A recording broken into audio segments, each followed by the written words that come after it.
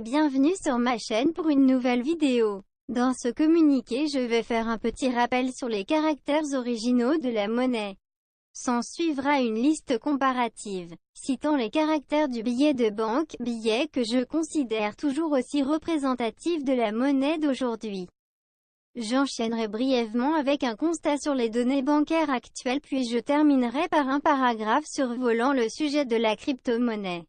Je ne suis pas un économiste, néanmoins j'aimerais rétablir ici les principes originaux de la monnaie. Pour rappel, la monnaie est un intermédiaire entre les échanges.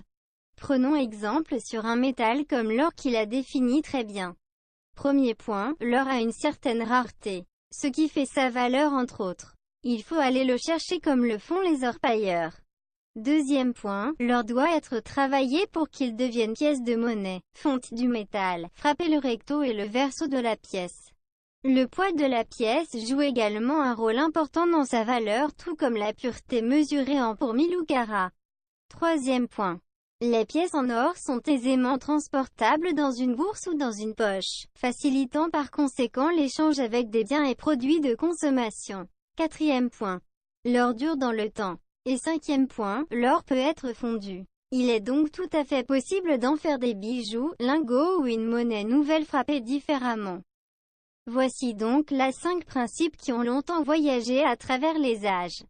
C'est ce qui fait de l'or, ou même de l'argent dans une moindre mesure, un métal de confiance. Maintenant, qu'en est-il d'un billet? 1. Celui-ci est fait de papier. 2. Sa rareté est ajustée en fonction du fonctionnement de la planche à billets, du tirage donc.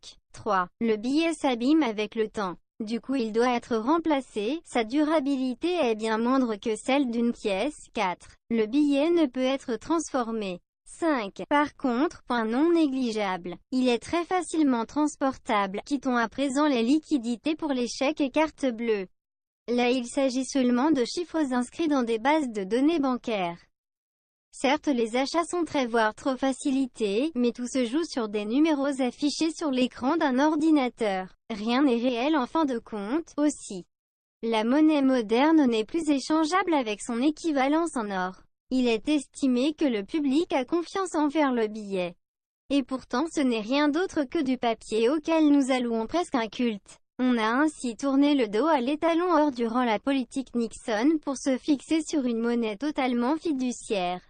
Et dire que des gens mentent, blesse et tue pour amasser davantage de rectangles imprimés. Je termine sur une ouverture de sujet. La crypto-monnaie pousse peut-être le bouchon encore plus loin dans la facilité de la création monétaire, avec un minage pouvant s'effectuer à l'aide d'une batterie de cartes graphiques tournant chez soi en continu. En effet, en optimisant le rapport conso d'électricité et gain de crypto, le possesseur du matériel informatique a pu s'enrichir avant que la bourse ne présente un ralentissement ou bien un effondrement dans son graphique. Des enrichissements qui se sont faits grâce au Bitcoin surtout. Note, dans cette vidéo, il n'a pas été question d'évoquer l'inflation. Sur ce, merci de m'avoir écouté.